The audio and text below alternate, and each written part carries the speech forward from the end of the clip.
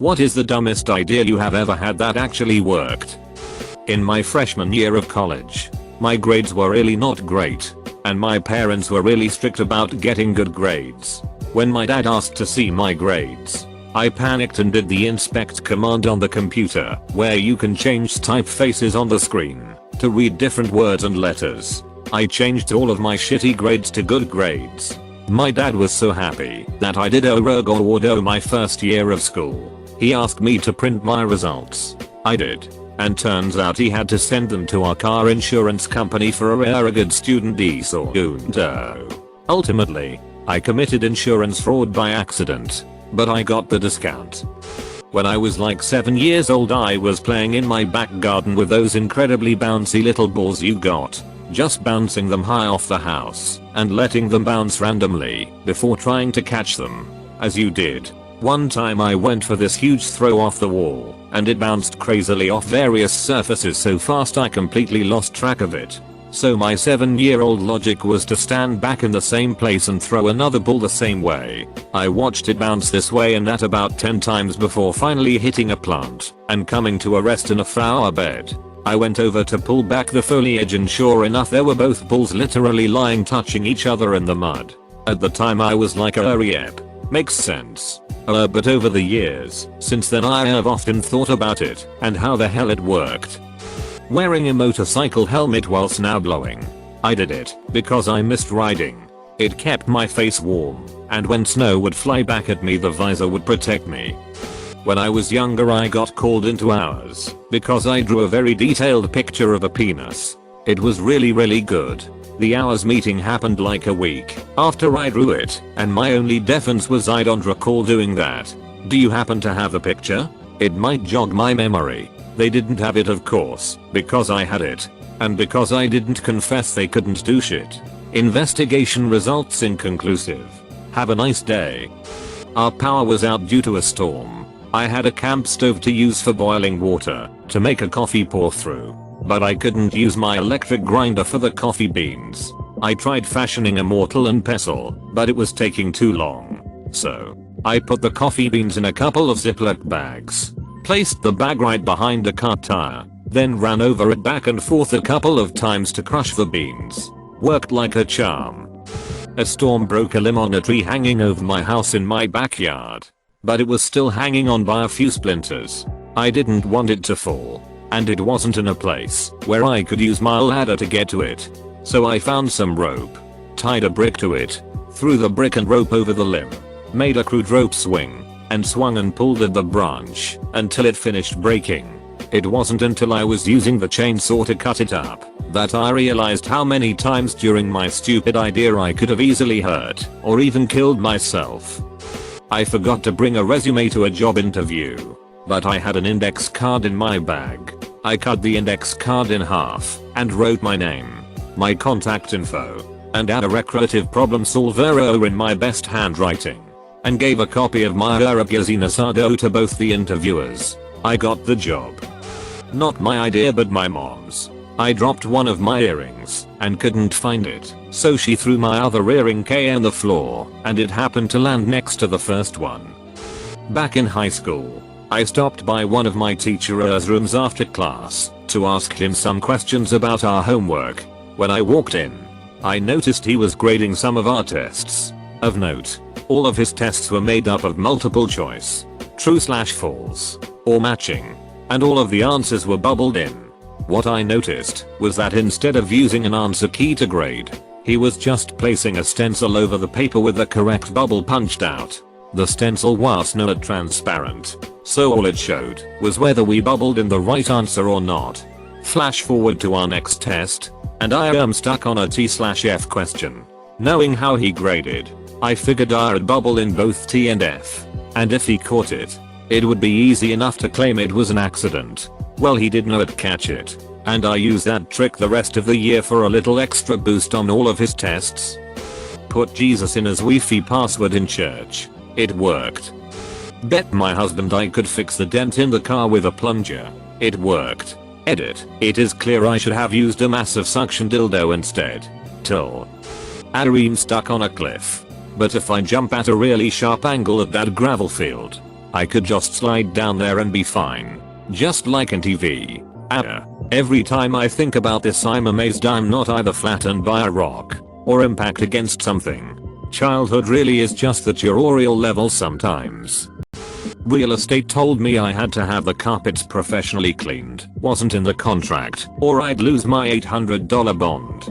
I did some research and found out I could become an accredited carpet cleaner as there are no official licensing boards in my state. So I did what any sane person would do. I paid the $85, did the online course and got my certificate, registered a business name, ABN etc etc. All free. Handed the property management a copy of my accreditation and an invoice for services. I became a professional carpet cleaner and launched a vacate cleaning business that is still going 6 months later. Edit to add. I did clean the carpets. They claimed I didn't and required a professional cleaner's invoice as proof. So I gave them the proof. I did not charge the real estate agency. It was a copy of the invoice they claimed to require. I do professional housekeeping and cleaning for vacating a property at the end of lease. To ensure you get maximum bond back. I help people who are being unfairly treated by their property management and advise them on what steps to take in regards to cleaning, repairs etc. With the return of the bond and some smart shopping, I was able to purchase my own equipment to continue the job.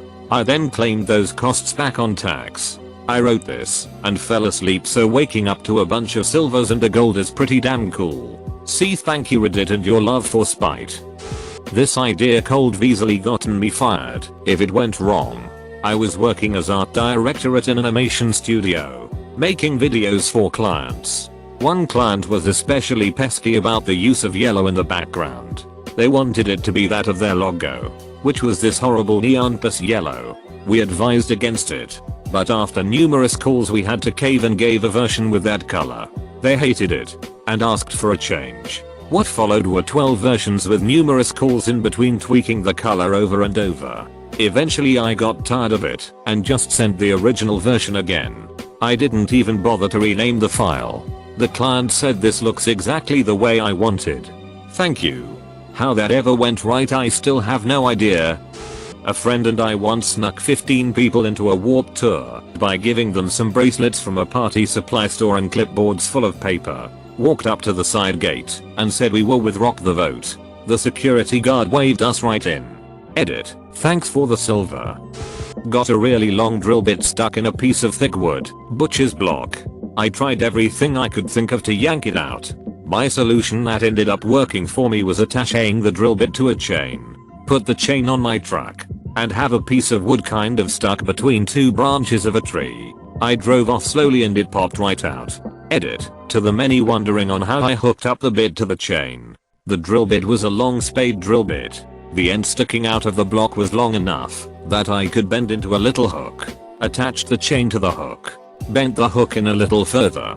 And tada! It was now another link in the chain. When I was young and broke I bought a sofa from a used furniture store. I had no way to take the sofa home. I went to a used car lot a couple of blocks away and took a truck for a test drive. In college I was taking a class that required me to purchase an online textbook and workbook that was registered under your name. Basically ensuring that each student would have to buy a new online copy each semester instead of buying used textbooks. I had a friend who took this class a semester before me, so we came up with the idea to message customer service and explain that I had recently gotten married, so my last name had changed, and I legally changed my first name from my friend's first name to my first name, and I would need them to change it in their system. It totally worked, and the rep even congratulated me on my marriage. On 4th of July I was in Brooklyn in neighborhood not too far from my own. Was having a hell of a time catching a cab when suddenly an ice cream truck pulled up. My apartment was right next to a ice cream truck depot. I knew any truck in the area was parking there, so I asked for a ride in what little Spanglish I knew. They obliged. Free ride home plus ice cream cone. Big win. Awkward ride. Bobcat tire blew during a job. Had another tire, but no jack. Positioned the Bobcat behind a dump truck. Bobcat then tries to lift the ass end of the dump truck. Dump truck hella heavy. Bobcat lifted itself instead. Tire changed and back to work. Was really desperate to leave past employer after 15 years. Had been applying and interviewing and striking out. Finally got an interview at a place where, at the time, I felt, man, I'm not really sure this is right for me. But anything is better than where I'm at. Instead of prepping for the interview, rehearsing answers, etc., I pulled an office space. I was cocky, brash, unconcerned. Made it seem like I was happy where I was at and didn't really care if I got the job or not. They called me back the next week and I waited a week to return their call. Same deal with the second interview. When they offered me the job, I hemmed and hawed. Said I needed to think about it really hard and that it was a big move for me, etc., etc. I came back and demanded well over $15,000 above what they were offering in salary. They accepted. We had a noisy rotating rooster with a vane loud enough to keep people awake on windy nights, despite having been lubed. So I filled the hole the rooster rotates in with Crisco. Even though people said it was a dumb idea and wouldn't work. Never had to lube it again because the Crisco didn't break down like other lubes. I used to know a guy who, every week, would order his Saturday night curry for delivery while sitting in the pub and then walk over the road to the curry house and get it and himself delivered home. This went on for about 1012 weeks. One week, we were sitting, having a pint and the owner of the curry house walked in, took his order, and had him picked up from the pub. He said it was easier for everyone concerned. Using a sewing needle to remove a bit of dirt that was making one of my records skip. Bear in mind my hands are shaky as hell, so it was certainly very tense and there was the danger of fucking up the whole thing. Edit. Thanks to everyone who gave advice on how to clean records less dangerously. Far from the dumbest working idea in the thread. But I once got an extra day to work on a video project in high school by coming to class with a video that was just a quarter second of blackness, eagerly volunteering to go first, then acting confused and scared when the file didn't work. The teacher took pity on me and told me to just bring it the following day, and I got to finish it that evening and still got full credit as if I did it on time. I once faked being sick when I was in middle school and told my mom I had a sore throat and felt a cold coming on. She took me to the doctor and it turned out that I did, in fact, have strep throat lol. I hated my math teacher and she was making us do a project on patterns even though we were in 7th grade. So my pattern was a series of increasingly longer sideways penises. She did not even notice and I got an A. I used a soap bottle as a makeshift sink plunger. There was a swarm of hornets that had made a nest under the front of our porch with only one specific narrow entry in or out. Spray wouldn't work and it was right under our front door, so had no way to keep exterminating them. Then I realized, why not wearing blades of metal? We did have an old 50s metal fan and I could maybe blow them away from the entrance so they had no way to get in. The unanticipated effect was that it worked. Though after a few hours had created a Civil War battlefield of dead or dying hornets piling up like a zombie tower in World War Z. Every few moments you'd hear thunk as another hornet fell into the trap. So satisfying. Hit the router slap. Thanks. Something broke on the front wheel of my car while I was on a cross-country trip, and it made a terrible noise and smoke. It was the middle of the night and the shops in the town we pulled into were all closed. I jacked it up to see what was wrong. Took off the wheel, and then the jack tipped over and the car dropped onto the exposed brake disc. I did it again, and the same thing happened. I jacked it up again. Still couldn't figure out what was wrong. Put the wheel back on, and whatever it was had been fixed by the jolts. I drove that car for years with no further problems. I did an undergrad in some weird mashup of electrical/computer engineering, math, physics and can't see. Had to do a project or thesis at the end. I couldn't write for shit, so opted for the project. Except, I couldn't actually do anything good for shit. So I invented the 9-bit byte. Took me all of 5 minutes to think up. Normal, read, or computers are based on binary. Bytes HTTPS, N. Wikipedia. org/wiki/byte are 8 binary bits. And blah blah. Well, I had the courage to ask why they couldn't just be 9 bits. It's really more complicated than that. But you'll see I didn't care for complication if you read on. Instead of learning shit like 0001001 binary equals 9 decimal, why not just say 100 million? The 1 is 9 spaces over equals 9 decimal. Then humans could read it.